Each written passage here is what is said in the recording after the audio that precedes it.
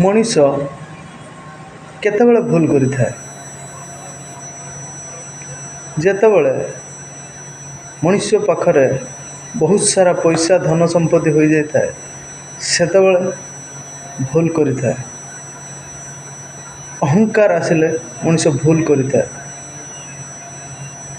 ଯେତେବେଳେ ସବୁଠି ଆପଣ ସଫଳତା ପାଇଯାଇଥିବେ, ମଣିଷ ପାଇଗଲେ, ବହୁତ ସାରା ପଇସା ହେଇଗଲା, ଯୁଆଡ଼େ ଗଲେ ଜୟ ଜୟକାର କହିଲେ, ମଣିଷ ଆଗରେ ଲୋକ ପଛରେ ଲୋକ ହେଇଗଲେ, ସେତେବେଳେ ମଣିଷ ଭଗବାନଙ୍କୁ ହିଁ ଭୁଲି ଯାଇଥାଏ।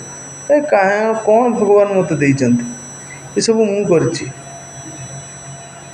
ଗୋଟେ କଥା ମନେ ରଖିବେ ଯେ ଜୀବନରେ କିଛି ବି ମିଳିଯାଉ, ଯେତେ ସଫଳତା ମିଳିଯାଉ, ଯେତେ ଧନ ରତ୍ନ କମାନ୍ତୁ, ଜୀବନରେ ଫୁଲ ଆସୁ କି କଣ୍ଟା ଆସୁ, ଭଗବାନଙ୍କ ନାଁ କେତେବେଳେ ଭୁଲିବା କଥା ନୁହଁ।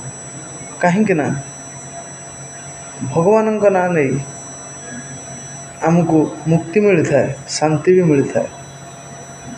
ଆଉ ସେଇ ସଫଳତା ପାଇସାରିଲା ପରେ କେତେବେଳେ ବି କୌଣସି ଲୋକର ଲୁହର କାରଣ ବନିବେନି। ଯଦି ଲୁହର କାରଣ ବନିଗଲେ, ତାହେଲେ ପ୍ରକୃତି ସେଇ କଷ୍ଟ ଆଉ ଲୁହ ପୁଣି ବୁଲେଇ ନିଜ ପାଖକୁ ପହଞ୍ଚାଇ ଦେଇଥାଏ, ଫେରାଇ ଦେଇଥାଏ।